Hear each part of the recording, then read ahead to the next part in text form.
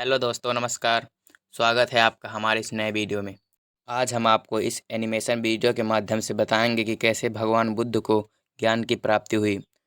महात्मा बुद्ध का जन्म 563 ईस्वी में नेपाल के लुम्बिनी नामक स्थान में हुआ था।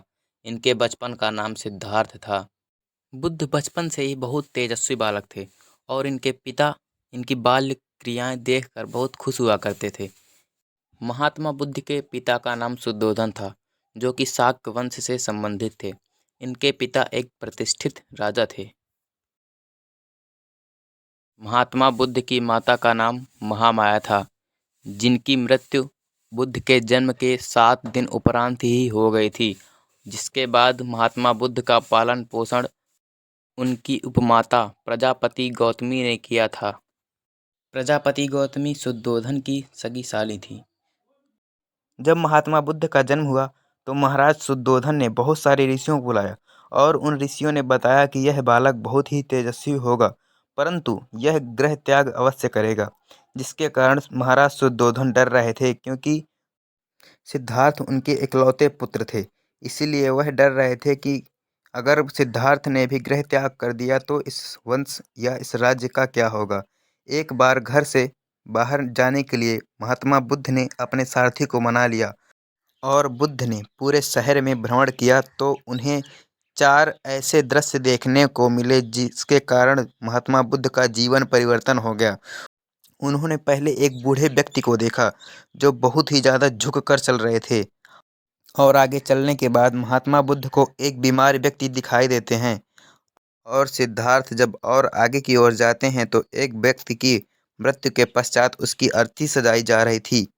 और आगे जाने के पश्चात सिद्धार्थ को एक ऋषि दिखाई देते हैं, और इन सब दृश्यों का कारण वह अपने सारथी से पूछते हैं कि यह व्यक्ति, जो बूढ़ा व्यक्ति है, वो झुक कर क्यों चल रहा है।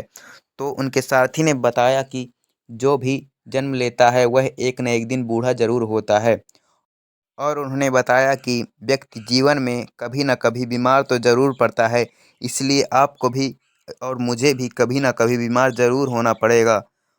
और जब महात्मा बुद्ध ने बताया कि वह व्यक्ति को 4 लोग कहाँ लिए जा रहे थे, तब उनके सारथी ने बताया कि वह व्यक्ति मर चुका था और जिसने भी जन्म लिया है वह एक न एक दिन ज़रूर मरेगा। तो आपको भी मरना पड़ेगा और मुझे भी मरना पड़ेगा। आपको भी 4 लोगों के साथ जाना पड़ेगा शमशान घाट में, और मुझे भी 4 लोगों के साथ शमशान घाट में जाना पड़ेगा। यह सब देख और सुनकर महात्मा बुद्ध के अंदर वैराग्य उत्पन्न हुआ और उन्होंने 29 वर्ष की अवस्था में गृह त्याग कर दिया, जबकि सिद्धार्थ की पत्नी यशोधरा एक पुत्र को जन्म भी दे चुकी थी जिनका नाम राहुल था। परंतु बुद्ध ने सभी माया मोह त्याग कर ऋषि का वेश धारण कर तप करने के लिए जंगल निकल गए। उन्होंने जंगल में बहुत कठोर तपस्या की। एक बार तो वह मरते मरते भी बचे थे, परंतु आखिरकार भगवान बुद्ध को ज्ञान की प्राप्ति हुई। भगवान बुद्ध को ज्ञान की प्राप्ति जिस स्थान पर हुई उस स्थान को बोध गया के नाम से जाना जाता है। भगवान बुद्ध को ज्ञान की प्राप्ति वैशाख पूर्णिमा के दिन हुई थी। वे जिस पीपल वृक्ष के नीचे बैठे थे उसे बोधि वृक्ष के नाम से भी जाना जाता है। ऐसा कहा जाता है कि जब भगवान बुद्ध को ज्ञान की प्राप्ति हुई तो उनका शरीर सुगंधित हो उठा। महात्मा बुद्ध ने अपना पहला उपदेश सारनाथ में 5 ब्राह्मणों को दिया था। इस समय महात्मा बुद्ध बहुत ज़्यादा प्रसिद्ध हो गए थे और लोग उनसे मिलने के लिए उनकी कुटिया पर आया करते थे। तभी एक रात बुद्ध को उंगली माल डाकू मिल जाता है और उन्हें डराने लगता है, परंतु बुद्ध उससे नहीं डरते। तो वह पूछता है कि हे ब्राह्मण, आप डर क्यों नहीं रहे हैं। तो बुद्ध ने उसका जवाब दिया कि डर तो तुम रहे हो, क्योंकि जितना ही तुम आतंक फैलाओगे उतना ही लोग तुमसे घृणा करेंगे, और ना तुम दिन में कहीं जा सकते हो और ना ही कहीं तुम समाज में बैठ सकते हो, क्योंकि तुम अब सबके शत्रु हो चुके हो। जो भी तुम्हें अकेले पाएगा वह तुम्हें अहित करने का सोचेगा। भगवान बुद्ध ने लगभग 2 घंटे तक उंगली माल डाकू को उपदेश दिया, और इस उपदेश से उंगली माल डाकू का भी जीवन परिवर्तन कर दिया और उसे अपना शिष्य बना लिया, और उंगली माल को लेकर अपनी कुटिया के तरफ निकल चुके। इस समय उंगली माल डाकू भी बुद्ध धर्म का अनुयायी बन चुका था। इस तरह की बहुत सी दंत कथाएं प्रचलित हैं। एक बार तो ऐसा भी कहा जाता है कि भगवान बुद्ध बैठे थे और एक महिला अपने पुत्र की लाश लेकर आती है और भगवान से विनती करती है कि हे भगवान, इसे जीवित कर दीजिए। परंतु वह नहीं जानती थी कि जो भी आया है उसे एक न एक दिन मरना पड़ेगा। तो भगवान बुद्ध कहते हैं कि आप ऐसे घर से चावल ले आइए जहाँ पर आज तक किसी की मृत्यु ना हुई हो। तो वह औरत खुशी के मारे चली जाती है और वह सभी जगह ढूंढने लगती है, परंतु उस औरत को ऐसा कोई भी घर नहीं मिलता कि जहाँ पर आज तक किसी की मृत्यु ना हुई हो। और वह दूसरे गांव में भी जाती है, परंतु उसे ऐसा कोई भी घर नहीं मिलता कि जहाँ मृत्यु बहुत दूर की बात, वहाँ पर आज तक कोई बीमार भी ना हुआ हो।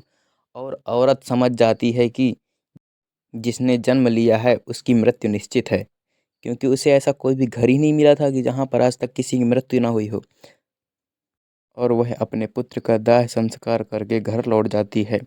इस समय महिलाएं बौद्ध धर्म नहीं अपना सकती थीं, परंतु अपने प्रिय शिष्य आनंद के कहने पर महिलाओं को भी मान्यता प्रदान कर देते हैं, जिनमें से प्रथम महिला उनकी माँ प्रजापति गौतमी होती हैं। भगवान बुद्ध ने कहा था कि अब महिलाओं को मान्यता प्रदान कर दी है तो बौद्ध धर्म ज़्यादा दिन तक नहीं चल सकता। बुद्ध कहते थे कि हमें उतना ही धन रखना चाहिए कि जितना हमें जीवन यापन के लिए आवश्यक हो। ज़्यादा धन हमें अहंकार की ओर आकर्षित करता है और वह अहंकार का कारण बन जाता है। इसलिए हमें उतना ही धन रखना चाहिए जितना कि हमें आवश्यकता है।